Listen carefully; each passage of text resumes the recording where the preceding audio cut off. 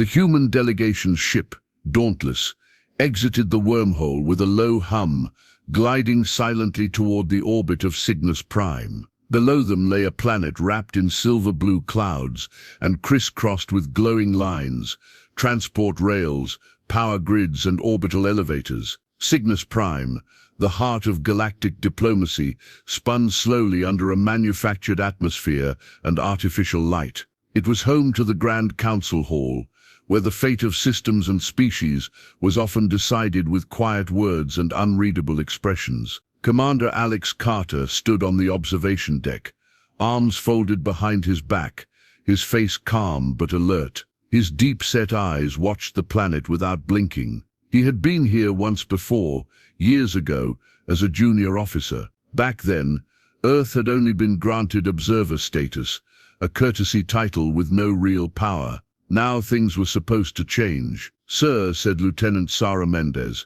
stepping beside him. "Council control has cleared us for descent." Alex nodded.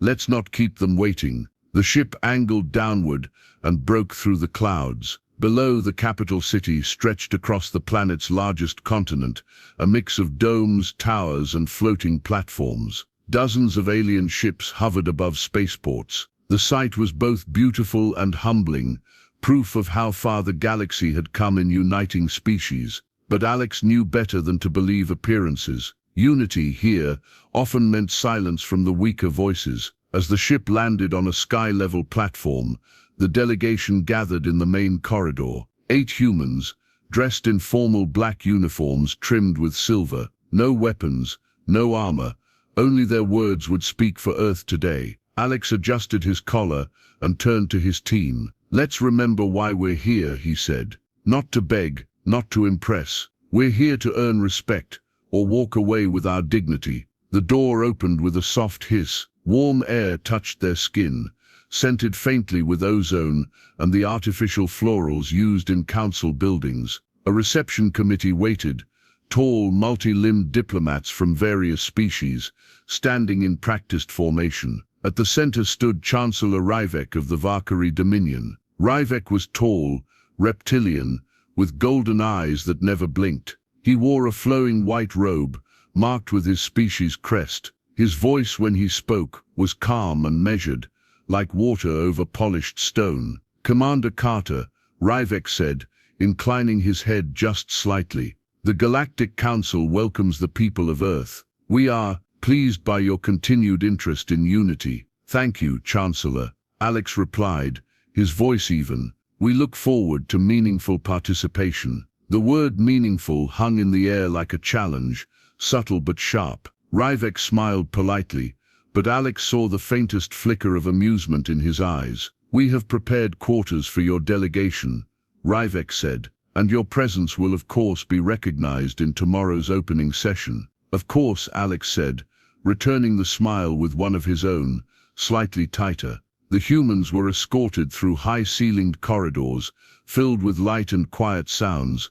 No footfalls, no whispers, only the soft hum of ancient architecture. Their quarters were clean, elegant, and strategically distant from the council's main chamber. Later that night, Alex stood alone on the balcony outside his quarters, looking out at the stars. In the distance, other ships came and went, representatives from older, wealthier, more trusted species. He took a slow breath. He had come with hope, with caution, and with a warning in his gut. Earth had climbed far, fast, but here, power still moved in shadows, and titles often meant nothing. Tomorrow would begin the talks, and tomorrow he would find out if the Council truly believed in unity, or if Earth was still just the newcomer in the back of the room.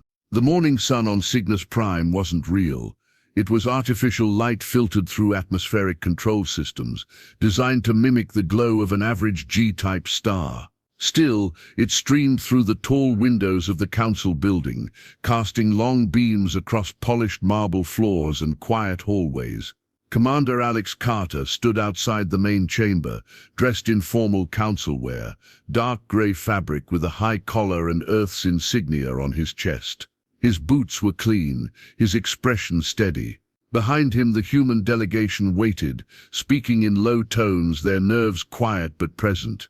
"Remember," Alex said without turning, "they'll be watching for any sign of weakness. Don't give them one." The doors to the chamber opened with a soft mechanical sound. The hall beyond was enormous, an oval amphitheater lined with curved rows of seats, each assigned to a different species. Over 50 civilizations were represented here, their delegates seated in clusters, some standing, some hovering, some enclosed in transparent atmosphere pods to survive the room's Earth-like air. At the center stood a raised platform where the leading members of the Galactic Council waited. Chancellor Ryvek sat among them, his golden eyes scanning the room as the humans entered. Alex led the way to their assigned position, a sleek but modest platform near the rear of the hall. He noticed it immediately. The humans weren't seated with the core members. They were positioned just behind the diplomatic observers. It was a slight, subtle but obvious to anyone who paid attention. A message, "You are still on the edge." Alex said nothing. He nodded politely at those who glanced in their direction and took his seat. The others followed. The session began. Ryvek stood and addressed the chamber in his calm, practiced voice. "We welcome all delegates to this new cycle of cooperation. In the last year, our council has settled conflicts on 3 border systems, expanded trade agreements, and upheld the interspecies code. Today, we begin again, united in our shared future."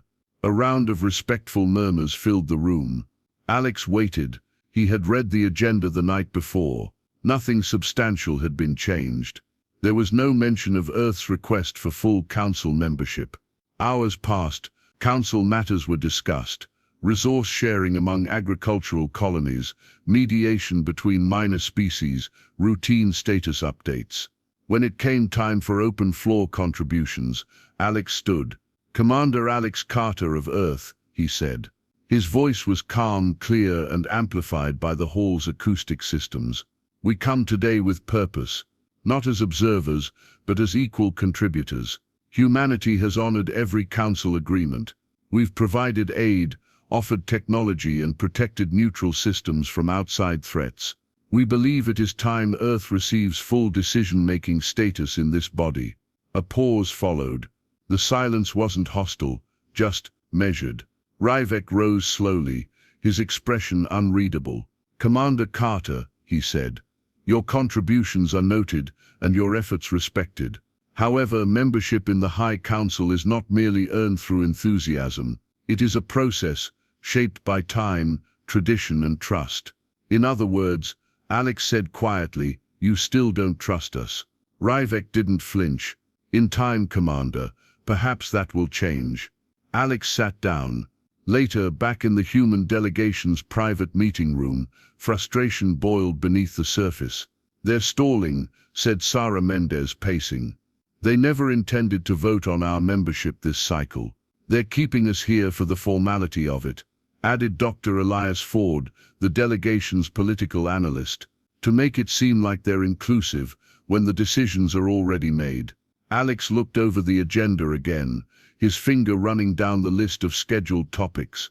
It was clear now. Not a single item allowed for debate on council expansion or voting rights. "We've been set up to smile and listen," he said quietly. "Nothing more." There was a long pause. "So what do we do?" Mendez asked. Alex looked up. "We wait, we listen, and when the moment's right, we make it clear we're not here to be decorative." That night Alex stood once more on the balcony outside his quarters. The stars above Cygnus Prime shone bright and beautiful, but distant, just like the power in that council chamber. The council might think humanity would settle for a symbolic role, but they didn't know Alex Carter, and they didn't understand Earth. The third day of the Peace Summit began in silence. The halls of the Galactic Council's central spire were wide, clean, and eerily quiet. Inside them, decisions that shaped the fate of solar systems were made without shouting or drama. Everything here was deliberate, controlled, polished. Commander Alex Carter walked the hallway with slow, steady steps. His face was calm, but behind his eyes his mind raced.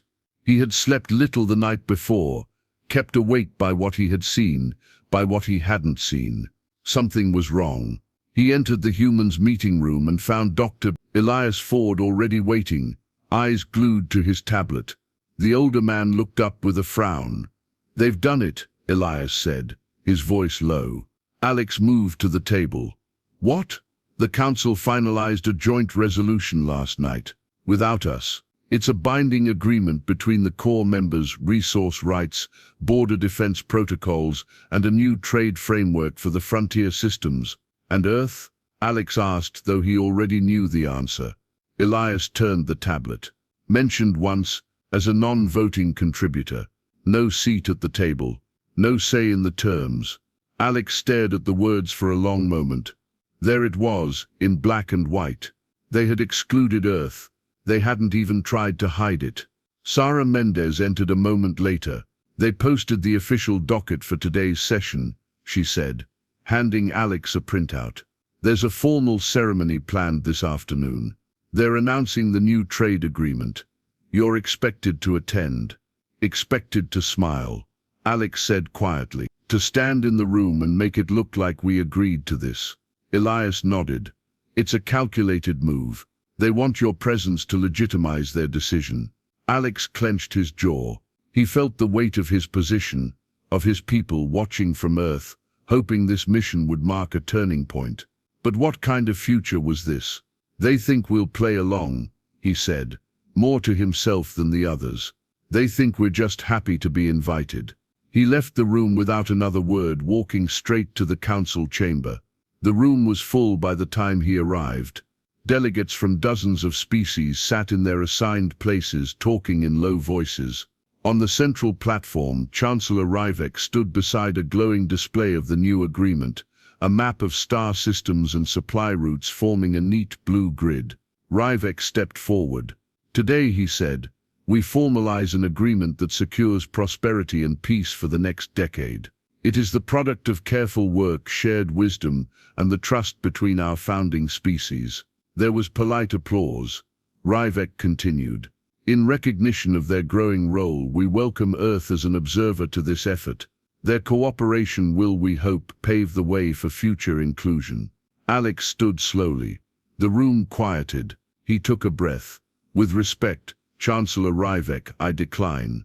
A ripple passed through the chamber. Murmurs began at the edges. Rivek blinked, just once, but did not speak. Alex walked to the center of the floor. "Earth did not come here to watch. We came to contribute, to stand as equals among equals.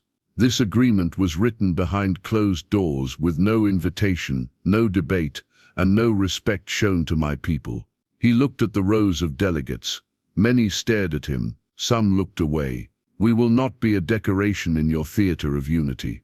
We've earned our voice, and if it will not be heard, then we will not sit at your table." Rivek's voice came, soft but firm. "You risk much with such a decision, Commander." Alex met his gaze. "Respect is worth the risk." He turned and walked out. No one stopped him. His team followed, silent, loyal. No one spoke until they were back in their quarters. "You just walked out on the most powerful governing body in the galaxy," Elias said quietly. "I did," Alex replied. Mendez stepped closer. "What now?" Alex looked out the window, toward the stars beyond Cygnus Prime. "Now," he said, "we wait." The council chamber was unusually quiet that morning. Delegates filed into their seats slower than usual. Their movements were measured, their expressions unreadable. Word had spread. The humans had rejected the offer. And not privately in front of the full assembly. Chancellor Rivek sat calmly in his place, his golden eyes fixed on the central podium. He showed no signs of concern, but the tension around him was clear. Several members from minor species avoided his gaze. Others whispered behind language translators. Something had shifted. Inside a private council viewing room, just outside the chamber, Commander Alex Carter adjusted his collar and stood facing his team. "I want this to be clear," he said. "We are not walking out because we are angry. We are walking out because the process is broken. We will not stay in a room that uses our presence to hide its injustice." Sara Mendez, standing at his side, nodded. "And if they try to pull us back?" Alex looked at her. Then they'll have to do more than smile and nod. They'll have to change. The doors opened. A soft chime echoed across the chamber, signaling the session's beginning. Alex and the human delegation entered as 8 men and women walking in perfect step. The chamber, as always, was vast, echoing with silent judgment. Alex took his position, not at the rear observer bench, but one step forward, near the central floor. Chancellor Rivek stood. "Commander Carter," he began, "we regret that you felt unheard during yesterday's session. Let me clarify. Earth's cooperation is not in question, but wisdom teaches patience. Authority comes with time. Trust is not granted to those who demand it." Alex held up a hand, calm and precise. "With respect, Chancellor, I have no interest in demanding trust. Trust is earned, and we have earned more than we've been given." He stepped forward. "We came here to work beside you, to build, to negotiate, to share. Instead, we were handed a title with no voice. We were excluded from discussions, denied access to the process, and then expected to smile while decisions were made over our heads." He looked across the chamber. Some delegates lowered their eyes. Others stared back, blank. "This is not unity. This is a show, and we will not play the part you wrote for us." There was silence. Rivek opened his mouth, but Alex continued. "Earth withdraws from these talks, effective immediately." Gasps filled the chamber. One of the minor species delegates, a feathered being from the Jory Confederation, let out a soft whistle of surprise. Others murmured behind translation barriers.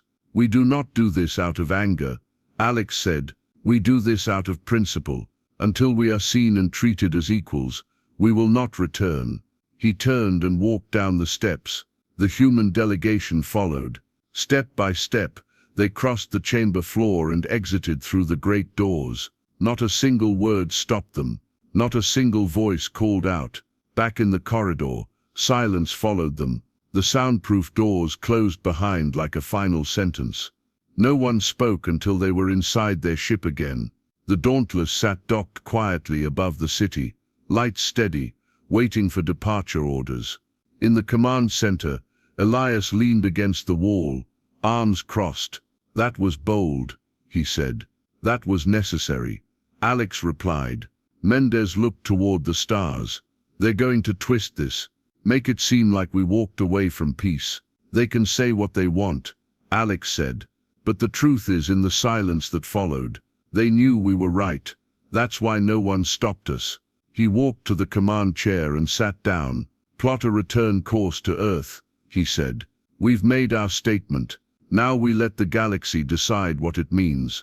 Above them, the stars watched without judgment. And far below in the council chamber, the silence remained longer than usual, heavier than ever. The Dauntless drifted above Cygnus Prime, waiting in quiet orbit.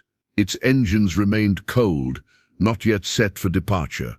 Inside, the atmosphere was still and thoughtful. The human delegation had returned to the ship without ceremony, without anger. But each step had been heavy with meaning. Commander Alex Carter stood on the ship's bridge, arms folded behind his back. The stars outside blinked, steadily, distant and indifferent. Behind him the crew worked in silence, running system checks and tracking communications. There had been no message from the council, no demand, no apology, only silence. Mendez entered the bridge holding a data tablet. Her steps were sharp, but her expression unreadable. "We're trending across 6 major info channels," she said quietly. "Our speech, the walkout, it's everywhere." Alex didn't turn. "How are they spinning it?" "Mixed," she admitted. "Some call us reckless. Others, especially from smaller civilizations, are calling it the boldest move in years. There's talk in the outer sectors. Debates. Questions." Alex nodded slowly. "Good. That's the first crack." Below them in the council's main chamber, the mood had shifted. Chancellor Rivek sat at the head of the chamber, as always, but his calm was no longer absolute. Whispers echoed through the hall now, open conversations between delegates who usually remained silent. The Jory Confederation had requested a private meeting. The Drael Syndicate had openly questioned why Earth was excluded from the trade pact. Even the Telnari, ancient allies of the Vakari, had called for a re-examination of the Council's procedures. Ryvek listened, responded, and smiled, but his patience was being tested. He was used to control, used to order. What he now faced was doubt. Meanwhile, aboard the Dauntless, the human delegation gathered for a quiet debriefing. The room was small and plain, just a table, a display screen, and a soft hum from the ship's life support systems. "We sent a message," said Elias Ford.